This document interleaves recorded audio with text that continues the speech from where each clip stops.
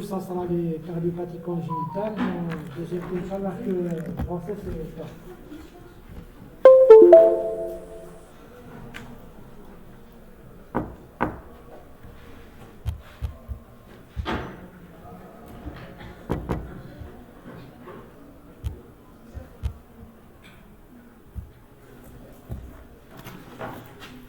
Donc le premier cours, c'est les cardiopathies congénitales. Le plan du cours est le suivant.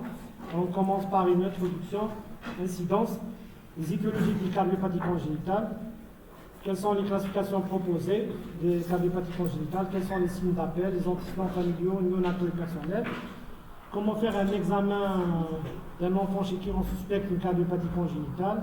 Les cardiopathies congénitales avec shunt gauche-droit, on va donner quelques exemples comme les CIV, les cardiopathies obstructives, comme la coarctation de l'aorte, et les cardiopathies cyanogènes, comme la tétralogie de Fallot. Introduction, c'est quoi une cardiopathie congénitale?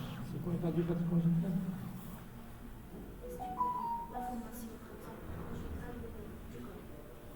Cardiopathie congénitale, donc cardio c'est le cœur, pathie donc c'est une pathologie, ce sont des enfants qui naissent avec des malformations au niveau du corps, d'accord?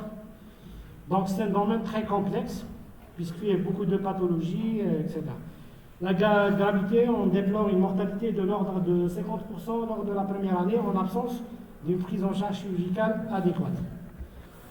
L'incidence, ici en Algérie, on a des statistiques, on n'a pas des statistiques, puisque Mekèche registre pour noter le nombre des cas de cardiopathies congénitales à la naissance. En moyenne, c'est 7 naissances par 1000 cas.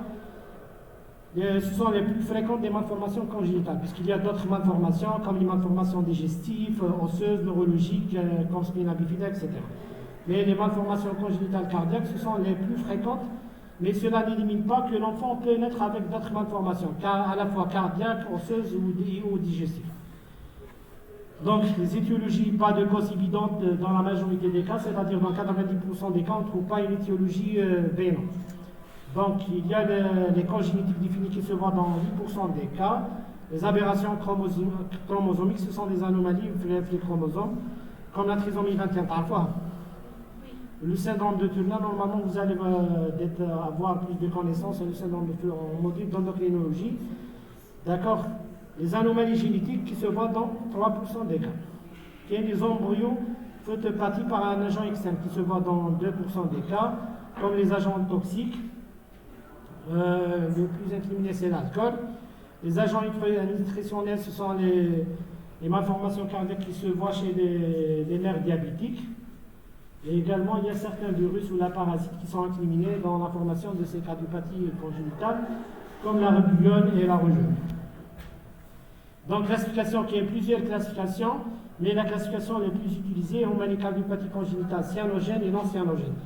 Non cyanogène, ça signifie qu'il y a absence de cyanose. Donc, il y a une malformation au niveau du cœur, mais ce ne manifeste pas sur le plan clinique par la cyanose. Comme les shunts gauche-droit. Shunt gauche-droit, c'est le passage du sang, mais le cœur gauche vers le cœur droit. Soit à l'étage auriculaire, on parle d'une communication interauriculaire, soit à l'étage ventriculaire, c'est-à-dire le ventricule gauche vers le ventricule droit, on parle de CIV, ou la persistance du canal artériel, c'est-à-dire c'est un canal qui relie l'aorte à l'artère pulmonaire gauche. Donc le shunt est gauche-droit, c'est-à-dire le passage d'un le sang oxygéné, le secteur gauche vers le secteur droit. Les obstacles sont shunt, c'est-à-dire une communication entre les deux ventricules. Il y a un obstacle à l'éjection du sang. Comme les sténoses pulmonaires, c'est une malformation congénitale qui se voit au niveau de la valve pulmonaire. Ou l'aortique, ce sont des enfants qui naissent avec des malformations au niveau de la valve aortique. Ou là, la coarctation aortique, la coarctation, on va voir après, c'est une sélection ismique. La région ismique, c'est quoi l'isthme de l'aorte? Et il y a la région immobile aorthoracique descendante et la crosse aortique. C'est la zone de transition, c'est mieux l'isthme. On a une sélection, et c'est mieux la coarctation. On a une expression clinique bien évidente, même le chapitre coarctation. Les cardiopathies cyanogènes, des enfants qui sont à la naissance, on trouve la cyanose, le Gormzok. Obstacle sur le cœur, absence ou erreur de cloisonnement, comme la transposition des gros vaisseaux. C'est quoi la transposition des gros vaisseaux? C'est quoi? Transposition des gros vaisseaux signifie qu'il est l'aorte, normalement la naissance de l'aorte, le ventricule gauche. Et où il est l'aorte, يخرج لي من le ventricule droit فهمتوا والارتère pulmonaire sort من ولا ناس من le ventricule gauche هذه نسميوها la transposition des gros vaisseaux فهمتوا هذه هي وكاينه la plus fréquente des cardiopathies congénitales cyanogènes la tétralogie de Fallot. Tétra signifie qu'il y a 4 anomalies qui ont été nommées de Fallot. C'est le nom du savant marseillais, c'est un Français qui fait la description à la fin des années 1888. Ben, je sais quelles sont les 4 anomalies qui est la tétralogie de Fallot. Quels sont les signes d'appel? Ils sont variables selon les cardiopathies. L'âge de découverte, la gravité sont variables. Quand nous des maladies généalogiques pour un pontage à l'âge de 70 ans, on découvre que si, il y a fait tout. Mais que nous avons à la naissance, qui est ma tétralogie de Fallot, la transposition, nous avons à la naissance. Que nous avons, non, ils vont à l'âge tardif. Et la gravité sont variables. Les signes généraux, généralement, on déplore un retard de développement, qui est dans la maman consultée un pédiatre, un retard de développement, statural ou pondural, une dyspnée anormale ou une asynie anormale. Sur le plan général. Sur le plan fonctionnel, on trouve à l'interrogatoire dyspnée, les sciures, la cyanose, les douleurs péricardiales, les palpitations et les malaises. Sur le plan physique, c'est les souffles. Alors, on a un souffle cardiaque, puisque le passage du sang à travers un obstacle de la voie pulmonaire ou la voie aortique va engendrer un souffle. D'accord? On a découvert lors de l'examen physique. À l'auscultation, on trouve la présence d'un souffle cardiaque. L'HTA, généralement, on trouve des maladies d'une coarctation, une hyperpression au niveau de la partie supérieure des corps, une hypotension à la partie inférieure du corps. Alors, puisqu'il y a une restriction, la lésion ismique. D'accord? Voilà, les malades ou les enfants atteints d'une coarctation ont l'HTA, puisqu'il y a une hypoperfusion des reins, donc il y a une hypersécrétion ou la hyperactivation du système rénine-angiotensine aldostérone, donc il y a une augmentation de la réabsorption de sodique qui est traitée des malades hypertendus. D'accord? Donc, Romain Flippi développé avec le développement de l'imagerie, que l'on peut faire même un dépistage antinatal, à l'année l'accouchement des enfants, est-ce qu'il y a des malformations ou non, je vais informer les parents. Quels des parents que je vais dès l'avortement thérapeutique ou qu'ils ils détiennent les bébés, ils disent la grossesse ou je fais la correction. Ou Flippi développé, ils font même la correction de la vie in utero. L'enfant mais le 6e mois, il traité chirurgicalement, et il y a donc, pour les antécédents familiaux, il faut toujours rechercher est-ce qu'il y a la notion de consanguinité entre les deux parents, est-ce qu'il y a, puisqu'il y a le caractère héréditaire, est-ce qu'il y a des cardiopathies dans la famille, ou là des maladies héréditaires infantiles qui ont la trisomie, etc. Les antécédents néonataux, c'est les antécédents à la fois maternels et fœtaux, et les antécédents personnels. Quelles sont les circonstances de l'accouchement, le poids à la naissance, développement staturopendural, est-ce qu'il est correct ou la norme, ou le développement psychomoteur de l'enfant. Donc, comment examiner un enfant chez qui on suspecte une cardiopathie congénitale? Il faut, le premier temps, c'est l'inspection à la recherche d'un syndrome dysmorphique. C'est quoi un syndrome dysmorphique? On a des malformations squelettiques. Est-ce qu'il y a une malformation osseuse? D'accord? Musculaire, etc. Quels sont les signes évocateurs? Il faut rechercher la cyanose. La cyanose, nous trouvons la région péribuccale, flémiqueuse et physique. D'accord? L'aspect bleuté, tel est tegumentaire. Est-ce qu'il respire normalement ou il est polyclinique? Est-ce qu'il est tachycarde? Tachycardie, c'est en rapport avec l'insuffisance cardiaque. Deuxième examen, c'est la palpation des artères. Généralement, les maladies de coarctation, il faut toujours palper les artères fémorales. Le pouls, soit il n'est pas perçu ou là il est faible. Là où il est faible, puisqu'il y a une hypoperfusion de la partie inférieure du corps, les pouls sont abolis ou là sont diminués. Sans oublier de faire l'examen de l'abdomen, du foie, de la rate à la recherche du signe de hépatomégalie ou la splénomégalie en rapport avec une stase sanguine. L'auscultation, il faut apprécier le rythme, les bruits ou la rechercher des souffles. Le passage du sang à travers le VG, à travers le septum interventriculaire, mais le VG vers le ventricule droit, va se traduire sur le plan auscultatoire par un souffle systolique. Donc, sans oublier de faire la mesure des pressions artérielles, c'est important surtout en matière de coarctation aortique, puisque parmi les motifs de découverte ou la suspicion d'une coarctation, c'est les asymétries tensionnelles. La partie supérieure du corps, elle fait dima hyperpression, et la partie inférieure du corps, elle fait hypotension. Donc cette asymétrie tensionnelle, le nom scientifique est l'anisotension. Aniso, il y a une grande différence entre la partie supérieure et la partie inférieure du corps. D'accord? Examen physique général. Le diagnostic de coarctation est fait dans 90% des cas conduits. Il faut réaliser des examens spécialisés. Il y a des examens non invasifs, normalement vous les connaissez tous. La radiographie pulmonaire, je vois ce qu'il y a cardiomégalie, stase pulmonaire, etc. Le CG pour apprécier le rythme. L'échocardiographie avec 3+, c'est l'examen clé pour de faire le diagnostic de la cardiopathie congénitale et apprécier le retentissement de cette cardiopathie congénitale à le cœur. Des fois, il faut demander l'épreuve d'effort, l'holtère, etc.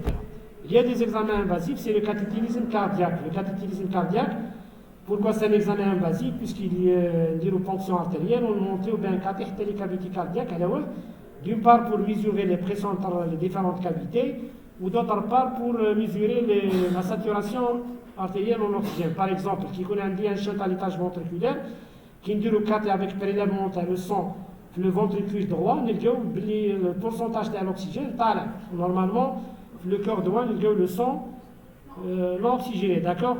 Mais vu qu'il y a la présence du shunt gauche-droite, donc le pourcentage de sang oxygéné dans le cœur droit, le tal. On va dire qu'il faut le cathétérisme, puisqu'on va faire des prélèvements sanguins dans les différentes cavités cardiaques. Donc, pour les shunts gauche-droit, il y a des cardiopathies congénitales avec shunt gauche-droit, qui se divisent, ce sont des cardiopathies non cyanogènes les plus fréquentes, caractérisées par le passage anormal du sang du cœur droit au cœur gauche, alors, puisque les pressions qui règnent au niveau du cœur droit sont nettement supérieures aux pressions qui règnent au cœur gauche, droit. Les pressions plutôt qui règnent dans le cœur gauche sont nettement supérieures aux pressions qui règnent dans le cœur droit, que ce soit à l'étage auriculaire ou là à l'étage ventriculaire, entraînant une augmentation telle le débit pulmonaire.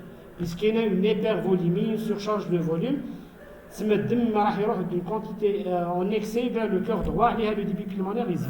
Normalement, il existe une égalité entre le débit pulmonaire et le débit systémique. Normalement, qui dit un rapport débit pulmonaire et débit systolique systémique, le rapport est égal à 1. Un des malades avec shunt gauche-droit, le débit est supérieur à 1, puisque le débit pulmonaire est supérieur au débit systémique. D'accord? Donc, quels sont les risques? C'est l'HTAP pulmonaire. L'HTAP pulmonaire, puisque l'HTAP qui devient suprasystémique, qui est suprasystémique, il y a le risque d'inversion de le shunt. Il y a le gauche-droit, il y a le droit-gauche. L'évolution possible vers une maladie vasculaire pulmonaire obstructive est réversible. Dans ce cas-là, il ne faut pas traiter les malades puisque c'est bon, on est arrivé au stade d'irréversibilité. Les conséquences cliniques, la pléthore vasculaire pulmonaire qui se manifeste sur le plan clinique par une dyspnée, des troubles respiratoires, une insuffisance du débit systémique, puisqu'on a le débit systémique puisqu'une partie du débit systémique elle est déviée vers le cœur droit, se manifeste sur le plan clinique par des sueurs, puisqu'il y a une activation du système sympathique, et hypotrophie, puisqu'il y a une hypoperfusion du tube digestif, donc diminution de l'absorption intestinale qui va se traduire sur le plan clinique par une hypotrophie, etc. La surcharge des ventricules, puisque le ventricule droit est surchargé, se manifeste par une tachycardie, une insuffisance cardiaque. Une cardiomyomégalie sur la radiographie pulmonaire, et on observe également l'hypervascularisation pulmonaire, puisqu'on a le débit pulmonaire ici, donc la vascularisation pulmonaire est contrairement les malades qui ont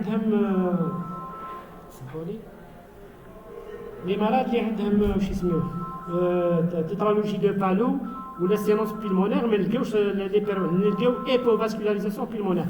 Donc, sans manger des foot les poumons, il se traduit sur le plan radiologique par une hypovascularisation pulmonaire. Donc, les exemples, il y a les différentes formes anatomiques des communications à l'étage auriculaire. C'est quoi une SIA? Il y a la présence d'un trou au niveau du septum qui sépare les deux oreillettes, d'accord? C'est mieux la communication interauriculaire. Les SIV, on a la présence d'un trou sur le septum interventriculaire, représente entre 20 et 25% des cas, donc c'est fréquent, c'est presque le cas. C'est la présence d'un trou dans le septum interventriculaire, entraînant la communication des deux ventricules. Normalement, le septum interventriculaire, le rôle d'empêcher le sang de passer de ce cœur droit gauche vers le cœur droit. Classification, selon la taille, les petites communications interventriculaires sont bien séparées, se traduisent sur le plan clinique par la présence d'un souffle. Pourquoi on a un souffle? Puisque lié au passage du sang le ventricule gauche vers le ventricule droit. Dans la majorité des cas, surtout les petites tailles, se ferment spontanément au khidam. Mais il y a un risque d'endocardite infectieuse. Normalement, si vous avez fait le cours d'endocardite infectieuse, les patients ont haut risque de développer une endocardite infectieuse. Parmi ces patients, non? D'accord. Mais là, c'est des patients à risque de développer une endocardite infectieuse. Il faut les fermer et les CIV. Selon la taille, les larges communications interventriculaires, déjà rapidement symptomatiques, même chez l'enfant, les nouveau-nés symptomatiques. Le gros débit entraîne une surcharge pulmonaire. L'évolution peut se faire vers l'amélioration possible si cela sera la fermeture spontanée. Il y a un risque d'aggravation si maintenant compliqué d'une endocardite, ou l'évolution vers la cyanose. L'enfant m'a opéré, il n'a pas bénéficié d'une fermeture de la communication interventriculaire. Dans ce cas-là, le chien qui est droit-gauche, dans ce cas-là, on va trouver la cyanose. D'accord? Le traitement, c'est normalement, vous allez voir ça dans le module de pédiatrie, des enfants hospitalisés pour CIV, des gommes sous diurétique pour dépléter les malades, des goxines pour traiter les troubles de rythme et les EEC. C'est aggravation, il faut faire une chirurgie palliative. Il y a des enfants qui disent ont un petit poids maintenant, je traite chirurgicalement. On dit le cerclage de l'artère pulmonaire. Alors, on dit le cerclage de l'artère pulmonaire, on dit une bombe à l'artère pulmonaire, on dit une extraction. Je n'ai que le débit, l'inondation des poumons, l'hyperdébit pour opérer dans un deuxième temps l'enfant dans des conditions optimales. Ou là, la chirurgie curative, il y a la CIV par fermeture par un patch. Donc, quels sont les risques et les complications devant toute CIV? Quel est le risque d'endocardite infectieuse? Normalement, vous avez fait ça pour le courant endocardite. Et quel est le risque d'insuffisance aortique? Alors, puisque l'insuffisance aortique, il y a une pression aspirative. Il type le sang, le cœur gauche, le cœur droit. Cette pression va aspirer les cusps aortiques. Qui est aspiré les cusps aortiques va engendrer un défaut de coaptation entre les feuilles valvulaires aortiques qui va donner un tableau d'insuffisance aortique. Donc, on voit dans cette diapositive les différentes formes anatomiques des communications interventriculaires, CIV d'admission, CIV périmembraneuse, trapiculée ou CIV infundibulaire, en fonction de la localisation anatomique le défect interventriculaire au niveau du septum interventriculaire. Donc, c'est le domaine de spécialité. CIV, c'est la présence d'une communication septum interventriculaire qui va se traduire sur le plan clinique par un souffle systolique latérosternal gauche, dans le diagnostic qui est confirmé par l'échocardiographie, où il faut les traiter soit chirurgicalement pour éviter l'endocardite infectieuse et les insuffisances aortiques. Pour les malformations obstructives, donc on a soit un obstacle à l'éjection du ventricule gauche, comme les rétrécissements aortiques sous-valvulaires, congénital normalement si vous avez fait le cours rétrécissement aortique, les diagnostics différentiels, maintenant un rétrécissement aortique congénital, un rétrécissement aortique de post-rhumatismal, d'accord? Ou là, les obstacles à l'éjection du ventricule droit, on met les sténoses sur la circulation pulmonaire. Donc, se traduit sur le plan clinique par un souffle systolique, la voie aortique, le deuxième espace intercostal droit, ou la voie pulmonaire, le deuxième espace intercostal gauche. Réac, le lex. Sénos, la valve aortique congénitale, deuxième espace intercostal gauche, au droit, deuxième espace intercostal droit. Le diagnostic devant toute cardiopathie congénitale, l'examen clé, c'est l'écho-cœur. L'écho-cœur, t'as la coaptation de l'aorte, on a déjà parlé de ça, on va s'étaler là-dessus. Donc, sur cardiopathie congénitale obstructive, elle est fréquente et représente entre 5 et 8% des cardiopathies congénitales. On a ce qui se définit comme la présence d'un rétrécissement, donc c'est une sténose. La région ismique est une zone de transition, mais la crosse et l'aorte thoracique descendante. Donc, sur le plan qu'on trouve une pression trop élevée dans la partie supérieure du corps, une pression trop faible dans la partie basse du corps. la mesure des pressions. Les enfants, il faut toujours prendre les pressions tous les membres, la partie supérieure, les deux membres supérieurs, les deux membres inférieurs à la recherche de cette anisotension. D'abord le terme scientifique, aniso, il y a une différence de tension entre la partie supérieure et la partie inférieure. Sur le plan clinique, il y a un souffle, puisque le passage du sang l'aorte à travers la sténose il va se traduire sur le plan auscultatoire par un souffle systolique. L'HTA au niveau de la partie supérieure du corps, une hypotension au niveau de la partie inférieure. Et si il y a dima, il faut toujours prendre les poux. Là, on néglige la prise des poux au niveau des membres inférieurs. Le gars, ceci est très pathognomonique, puisqu'il y a une hypodibie sur la partie inférieure. Il y a une diminution, les poux, les artères fémorales. D'accord? Donc, les conséquences sont artérielles diverses, c'est la formation des anévrismes ou des dissections aortiques. Le traitement, c'est chirurgical. Il faut enlever la partie sténosée et la remplacer par un tube prothétique. Donc, comme vous voyez ici, il y a la crosse aortique, il y a la région ismique, il y a l'isme d'accord? Je pense que c'est clair, je ne ندوركم بزاف المهم نتوما فوتر ستاد في الاخر لازم تعرفوا هذه اللي كان دي كارديوباتي كونجينيتال نون سيانوجين et obstructif تعرفوا ومن بعد راكم ديفلوبيو وخدتكم لي كونيسونس تاعكم. Tétralogie de Fallot. Tétra معناتها 4, Fallot, c'est le nom le savant qui a fait la description de cette cardiopathie. C'est la plus fréquente des cardiopathies cyanogènes, et donc c'est des enfants qui naissent avec la cyanose. Définition sur malformation avec 4 anomalies, et il l'examen. Quelles sont les anomalies ou les 4 signes qui caractérisent la tétralogie de Fallot? Une instillance pulmonaire, l'aorte elle est plus à droite.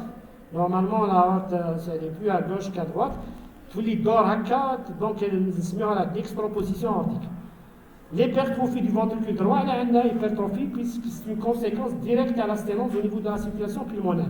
Qui me fléurissement aortique, l'HVG, on a une sténose pulmonaire, le ventricule droit va s'hypertrophier. Maintenant, la dernière anomalie, c'est la communication entre les deux ventricules. Donc, il y a 4 anomalies, si on récapitule, sténose pulmonaire, la dextroposition aortique, l'HVT, et je vais vous montrer dans la diapositive ici. Donc vous voyez ici c'est la communication interventriculaire. Donc une sténose flavo-pulmonaire comme je vous fais, l'hypertrophie du ventricule droit, d'accord? Et l'aorte elle est dextroposée, elle est plus à droite qu'à gauche, d'accord? Donc l'enfant est cyanosé, puisque le sang est cyanosé, puisqu'il y a une sténose sur la circulation pulmonaire, normalement s'il vit, le sang est passé de gauche ou de droite. Mais il y a un obstacle à la circulation pulmonaire, donc les pressions sur le ventricule droit, ils diluent le sang non oxygéné vers la circulation systémique. Et là, l'enfant est cyanosé, d'accord? Le diagnostic, donc suspecté cliniquement à l'émission de la cyanose, c'est l'hélicocore. C'est l'examen clé qui permet de confirmer ou d'éliminer le diagnostic. Le traitement est chirurgical. Donc, le traitement médical qui permet la guérison ou le traitement de cette cardiopathie congénitale cyanosienne. Je n'ai pas voulu vous charger avec trop de connaissances. Normalement, les gens qui ont assisté sont censés de connaître l'idée générale des cardiopathies congénitales. D'accord? Une demi-pause de 7 minutes et on va faire le deuxième cours. D'accord? C'est bon, c'est clair pour les cardiopathies congénitales. Normalement. Cyanogène, non cyanogène et obstructif. Il y a la classification la plus utilisée.